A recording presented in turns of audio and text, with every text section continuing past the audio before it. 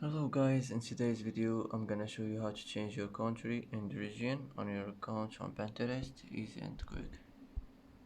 First click on your profile, now click here and now click settings, now click personal information, and here you will find country and region. Here you can change it.